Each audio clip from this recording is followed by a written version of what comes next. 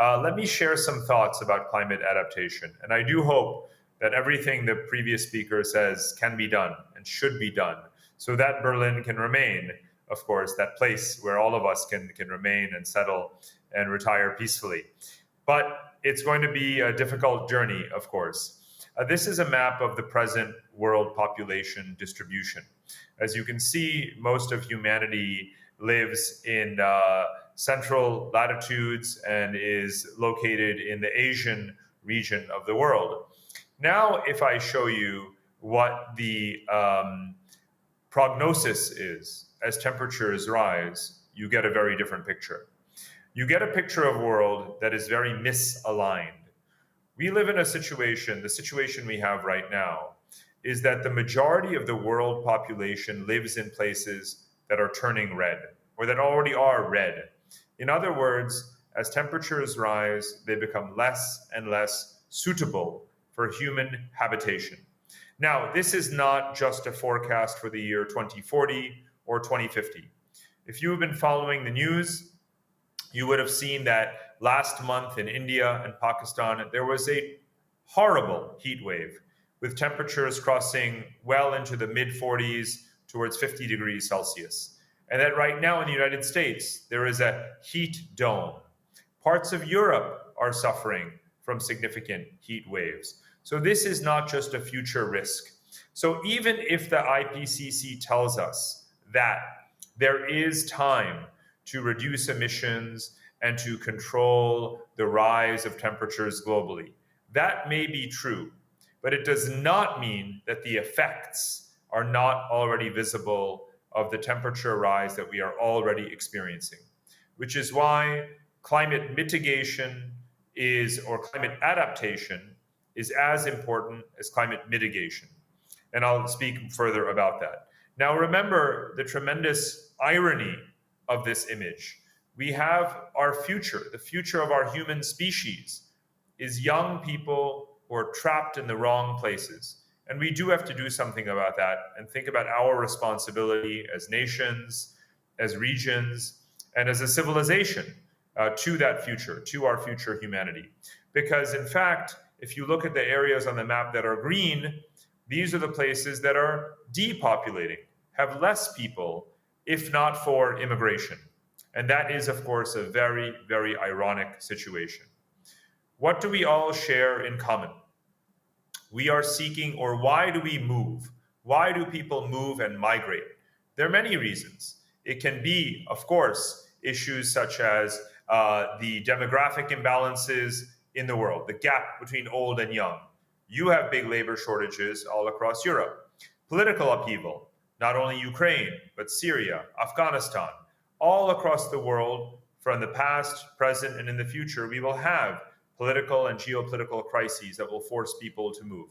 We have economic tensions and dislocation, such as the financial crisis. We have automation, which takes away jobs and people have to move towards more affordable places. Of course, climate change as well has been a factor for thousands of years and is becoming a stronger force again today. And then the pandemic, where people wanted to leave red zones, places that were not handling COVID well, towards safer places.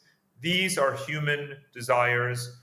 These are fundamental traits of what drive us to want to be in stable places. We are all in search of places that are the right latitude, the right altitude, and the right attitude, places that are governed the way that we like. We are seeking, as humans, places that have food security, that are sustainable, that have fresh water, that have a circular economy, as mentioned earlier, that have healthcare, jobs that are friendly towards our populations, wherever we may come from, and that are affordable. This is what it means to be human at the most fundamental level. We need to work towards a world where everyone has access to these basic human rights. And that is going to mean that people will move. People will move from places that are coastal towards inland. They will move from places that are lower elevation towards higher elevation. They will move from unstable places to more stable places. And that might make us, yes, somewhat more nomadic. Now, in recent centuries, we have gotten accustomed to political factors and economic factors playing a larger role in migration than climate factors. But already in this century, climate change accounts for, is responsible for about 1/3 of the total displacement of people in the world. So again, this is not just about the future, it is already happening today. And you can document this across, especially Asia, Africa, Middle East, even Latin America. So much of the world is actually being affected. Now, that doesn't mean that there's no place to go. As I showed you on the previous map, much of the world is actually turning green, if you will, becoming more livable. And that means that even if some cities of today are at risk, it doesn't mean that there are not geographies, settlements, locations, cities that can grow and expand and absorb more people because they are in climate resilient locations and they have the right policies and they build in sustainable ways. Maybe that will be Berlin.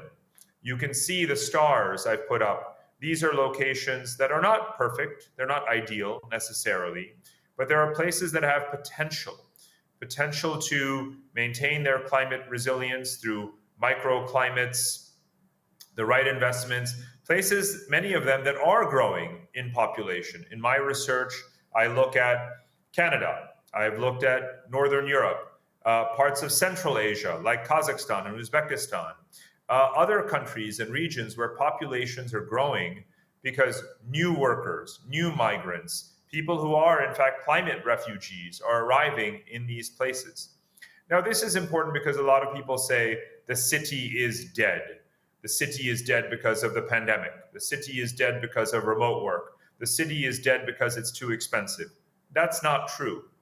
We have been urbanizing for about 7,000 years. The fact that one city or another city may be losing people, it doesn't mean that other cities are not. New York's loss can be Denver's gain, right? And the loss of population in some cities benefits places like Berlin or Edinburgh that absorb, or Almaty, Kazakhstan, or Tbilisi, Georgia, that absorb new populations. So we should expect a recirculation of the world population. In fact, the climate scientists tell us that for every 1 degree of temperature rise, 1 billion people might be displaced from due to climate change. And of course, if temperatures are rising towards 2 degrees, that could mean 2 billion people are displaced.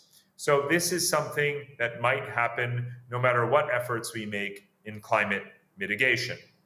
Now, if we're going to have lots of people moving inadvertently, involuntarily, against their will, but because they have no choice, and we're going to have larger populations in Germany, in Canada, in other parts of the world that are more climate resilient on a relative basis, that doesn't mean that everyone should have the same lifestyle that we had in the 20th century. And that's exactly what the previous speaker said as well. We have to do things differently. Maybe we cannot return to a world of only 1 billion people, 2 billion people, like we had in the 150 years ago. The world population just 100 years ago was only 2 billion people. It has increased quadrupled, fourfold in just 100 years. But maybe we cannot go back to that agropolis world where the population was very small. But we certainly don't have to be into the future the petropolis that we are today. Very far-flung supply chains, assuming cheap energy, using those energy inputs for a very expensive production of food in locations in the wrong season, and producing enormous greenhouse gas emissions by moving that food and energy all over the world. Instead, the middle ground is the ecopolis, a world in which we focus much more on local and regional production as much as possible. We use more renewable energy. We optimize our land. We don't build housing on arable, fertile land. And again, we are much more circular with our materials. We have every technology available to do this today, everywhere. Now, I mentioned that adaptation is as important as mitigation. And in the built environment, in your sector, there's so much that can be done. For every possible risk, heat, hurricanes, flooding, water scarcity, sea level rise, wildfires, drought, and so forth, there are many, many measures, physical adaptation measures, relocation measures, investments that you can make. You can save energy, you can protect populations, you can lower your own costs, all at the same time. So we have to start to make these investments. Now, what does that mean then? An ecopolis of sustainable materials, sustainable design. Those cities are going to be more compact. They're going to be dense. We're going to collect our rainwater. We're going to use solar power and wind power. We're going to be renewable in that sense. And we're going to not only produce more food in our location, in our region, but we're also going to use technology, such as hydroponic and aquaponic food production. Again, all of this is possible today. Our cities can look like this tomorrow if we make the right investments. Let's put all of this together. We have to think about our built environment as a destination not just for the people of today, but the right place for the people of tomorrow. And those cities of tomorrow will not look like those of today. They will have a different architecture. They'll be more sustainable. There will be less concrete. They may even be infrastructures that are more movable. I would call it mobile immobilien, which is something of a paradoxical term, but that's effectively what we should have, because we don't know what forces we have unleashed. The thing about the climate is that even if we reduce emissions drastically, it is a complex system. It is chaotic. It does not return to 1990, to 1900, to 1800. The climate of 2030 will be different. There will be places where it will not rain again anytime soon. Those people will leave. There are places where the sea levels are going to rise, and we're not going to be able to stop it. We have two choices, I believe. If you want to be a contributor to solutions, you have two choices. You can either move people to the locations where there are resources and build new communities and expand communities, or you can move technologies to the people who need them. And that's very important, because even though I believe that billions of people will move, even though I support the notion that mobility is a human right, that doesn't mean that most people will.